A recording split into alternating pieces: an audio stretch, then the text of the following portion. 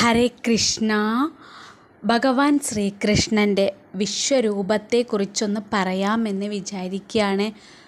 കുരുക്ഷേത്രം എന്ന യുദ്ധഭൂമിയിൽ വെച്ച് ഭഗവാന്റെ ശോഭയാർന്ന രൂപം കാണുവാനുള്ള പ്രത്യേകമായ കഴിവ് അർജുനന് നൽകപ്പെട്ടു. പല ജീവിതകാലങ്ങളിലൂടെ നിരന്തരം ചെയ്യുന്ന ആത്മീയാചരണങ്ങൾ കൊണ്ടുപോലും ഒരാൾക്ക് ഒരിക്കൽ പോലും അത് കാണാനുള്ള അർഹത നേടാൻ കഴിയുകയില്ല. നമ്മുടെ സ്ഥൂലതയുടെ തലത്തിൽ നിന്നുകൊണ്ടാകുമ്പോൾ അത് അസാധ്യമാണ്. ആ വിശ്വപ്രകാശം ഒരിക്കൽ അനുഭവിച്ചു കഴിഞ്ഞാൽ ലൗകികമായ ദീപക്കാഴ്ചകളെല്ലാം വളരെ താണതരമായി തോന്നും. മോചനത്തിൻ്റെ അവബോധം, അതിൻ്റെ ആനന്ദം അനുഭവിച്ചവൻ ലൗകികമായ വികാരങ്ങൾ വില കുറഞ്ഞതായി തോന്നും. അയാളിൽ സ്നേഹം മാത്രം നിലനിൽക്കും, സഹാനുഭൂതി മാത്രം പ്രകടമാകും. ശ്രീകൃഷ്ണനെ പോലുള്ള ഒരു ഗുരുവിൻ്റെ സാമീപ്യം അനുഭവിക്കാൻ ആർക്കാണ് അർഹതയുള്ളത്? ഗുരുവിന് മാത്രമേ ശിഷ്യനെ നിശ്ചയിക്കാൻ കഴിയുകയുള്ളൂ. തന്നെ കാണാനും തിരിച്ചറിയാനും മനസ്സിലാക്കാനും കഴിവുള്ളവരെ ഗുരു തിരഞ്ഞെടുക്കുന്നു.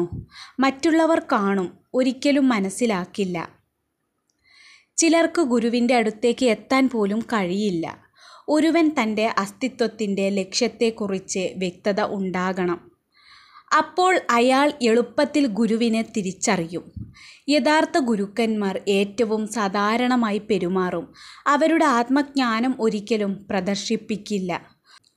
ഗുരു തന്നെ കാട്ടിത്തരുവാൻ തയ്യാറാകുന്നതുവരെയും നിങ്ങൾ അദ്ദേഹത്തെ തിരിച്ചറിയാൻ കഴിയും വിധം നിങ്ങളെ തന്നെ ഉയർത്തുന്നവരെയും. ഒരു ഗുരുവിനെ തിരിച്ചറിയുക എളുപ്പമല്ല. വിശ്വാസമാണ് താക്കോൽ. ഭക്തിയും ക്ഷമയുമാണ് നിങ്ങളെ അവിടെ എത്തിക്കുവാനുള്ള കാലുകൾ. ശ്രീകൃഷ്ണ ഭഗവാൻ തൻ്റെ സാക്ഷാൽ രൂപം ഇതിനു മുൻപ് ഒരിക്കൽ പ്രദർശിപ്പിച്ചിട്ടുണ്ട്.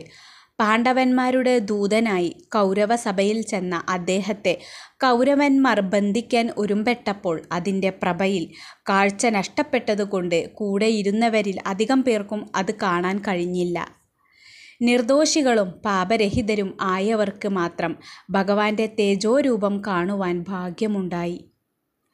വളരെ കുറച്ച് പേർക്ക് മാത്രം എല്ലാ വസ്തുവിലും ദൈവത്തിൻ്റെ മഹിമയെ കാണാൻ കഴിയുന്നവർ ഇന്നും വളരെ കുറവാണ് എന്നത് ദുഃഖകരമാണ്. ശ്രീകൃഷ്ണ ഭഗവാന്റെ യഥാർത്ഥ രൂപത്തിൻ്റെ ഉജ്ജ്വല തേജസ് വാക്കുകൾ കൊണ്ട് വിവരിക്കാൻ കഴിയാത്തതായിരുന്നു. വാക്കുകൾക്ക് വളരെ പരിമിതിയുണ്ട്. ആ പ്രതിഭാസം ഏതു തരത്തിലുള്ള വിശദീകരണത്തിനും അതീതമായിരുന്നു. തൻ്റെ കൈകൊണ്ട് കൊല്ലപ്പെടാൻ വിധിക്കപ്പെട്ടവരെയെല്ലാം മരിച്ചു കഴിഞ്ഞവരായും കാലത്തിൻ്റെ വക്രത്തിൽ കൂടി പോയി മറയുന്നവരായും അർജുനൻ വിശ്വരൂപത്തിനകത്ത് കണ്ടു. വിശ്വരൂപം എല്ലാത്തിനെയും ഉൾക്കൊള്ളുന്നതായിരുന്നു. നടന്നു കഴിഞ്ഞതും നടന്നുകൊണ്ടിരിക്കുന്നതും ഇനി നടക്കാൻ പോകുന്നതുമായ എല്ലാം ഒരേ സമയത്ത് അതിൽ കാണാമായിരുന്നു. നമ്മുടെ ബോധമനസ്സിന് മനസ്സിലാക്കാൻ കഴിയുന്ന വിധത്തിലുള്ള സമയത്തിന് സമാന്തരമായ ഭൂതവും വർത്തമാനവും ഭാവിയും ഉണ്ടായിരുന്നില്ല. എല്ലാം ഒരേ സമയത്ത് നിലവിൽ ഉണ്ടായിരുന്നു. പ്രകാശം കണ്ണഞ്ചിപ്പിക്കുന്നതായിരുന്നു, അതേസമയം സാന്ത്വനിപ്പിക്കുന്നതും. ഇതാണ് പരബ്രഹ്മത്തിൻ്റെ പ്രകൃതം. ഇതാണ് നമ്മുടെ ശരിയായ സ്വഭാവം. കണ്ണടച്ചാൽ ഉണ്ടാകുന്ന ഇരുട്ടിനപ്പുറത്തേക്ക് കാണാൻ കഴിയുന്ന അവസ്ഥയിലേക്ക് എത്തിയാൽ നമുക്കും അത് കാണാൻ കഴിയും. അജ്ഞാനാന്ധകാരത്തിൻ്റെയും തിരിച്ചറിയലുകളുടെയും അപ്പുറത്തുള്ള പ്രകാശം. ഹരേ കൃഷ്ണ.